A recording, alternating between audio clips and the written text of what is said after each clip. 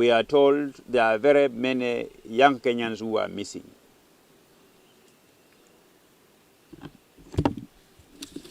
Ukienda kwa mitandao, tuko na maneno yote nyingi ambayo umesikia. Hii maneno ya Kasongo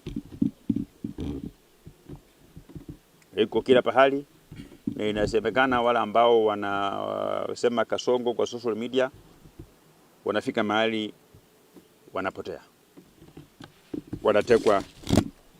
wanatekwa nyara. Mimi ningependa kusema hivi: kuna baadhi ya vijana ambao walikuwa wamekisiwa kutekwa nyara na wamepotea,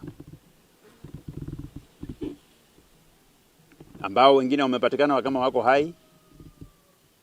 Kuna msichana mmoja ambaye ilisemekana alikuwa amepotea, lakini amepatikana kwenye chumba moja cha kifahari huko Mombasa akiwa anashiriki mapenzi na mpenziwe. Hii msimu hii ya Christmas. Na nimechunguza, nimeona our former deputy president Rigathi Gachagua. I want to address you, sir. We are aware that you have formed a self-kidnapping squad to paint our government in a bad light. We are aware that you are running a racket, a syndicate, especially within Nairobi and central Kenya, where you pay bloggers, not all of them, to engage in spirited campaigns, maligning names of our top leaders in our country, and then dramatically you have them arrested. We are aware that you are the architect of these kidnappings and the script writer. The person who is writing this script for you to execute, we are told, is our drama sensation, Cleophas Wahungu Malala. So I want to ask the Inspector General of Police that you have a duty to arrest those who are self-kidnapping themselves,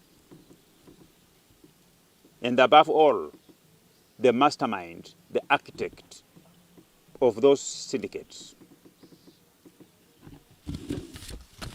We will be happy as a country to see, because the police have got every necessary and the required expertise to locate any missing person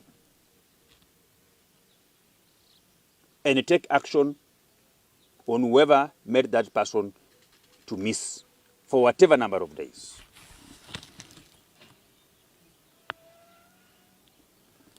As National Assembly, we have given the IG, the Inspector General of Police, enough resources.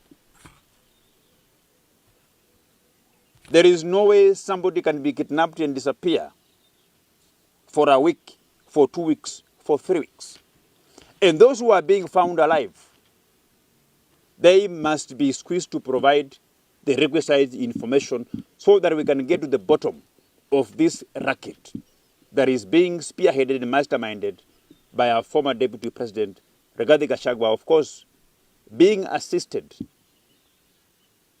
by the one and only drama sensation in this country, Cleophas Wahungu Malala, who has written and won so many plays in this country, as we are all aware.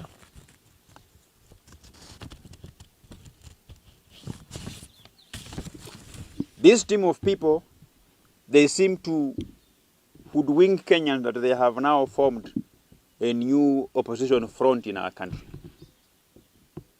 I have seen he has gone ahead to recruit our very own son, Eugene Wamalwa, whom we are told now that Every time I listen to Eugene Wamalwa, I wonder, not just me alone, even the birds of the air and the kettles stare at him in amusement. This is a person who has continued to tell us that that he's now in a better place to serve our country and our people as a spanner boy of Rigathi Gachagua, as a spanner boy of Kalonzo Musyoka. And I want to ask a very simple question.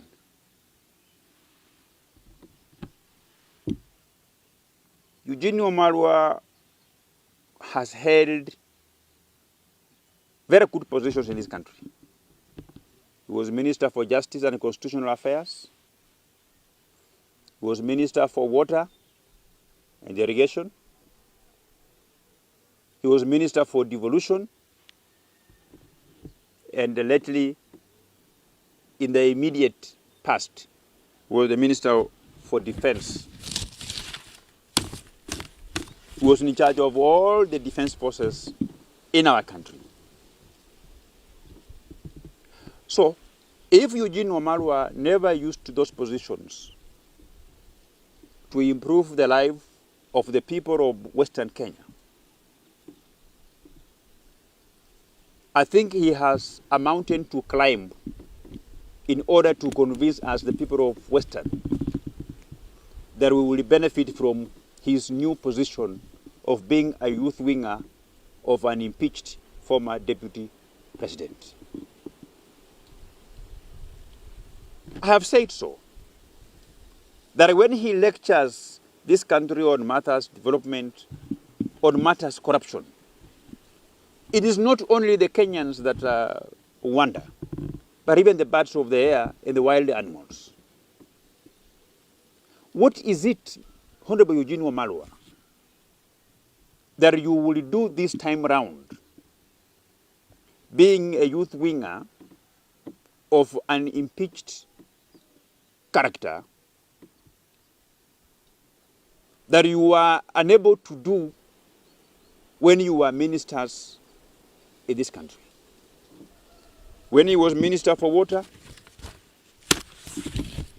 even the gods connived and all our taps ran dry. When he was Minister for, and he keeps on talking about Koiga 1, Koiga 2, how 400 billions were injected in Koiga 1, billions of shillings were injected in Koiga 2. If you go and ask the people of Chwele, up to the people of Tuti around Kibabi, the taps are dry. You can hide a pregnancy for some time, but you cannot hide the flow of water. You can't hide the flow of water. So there is no water. Zoasco is struggling. There was no single expansion of the existing water and sanitation companies in Western Kenya when Eugene Wamalwa was Minister for Water. The only water that was visible around him is the Dasani, the bottled water that he used to walk around in his cars drinking. When he was Minister for Defense,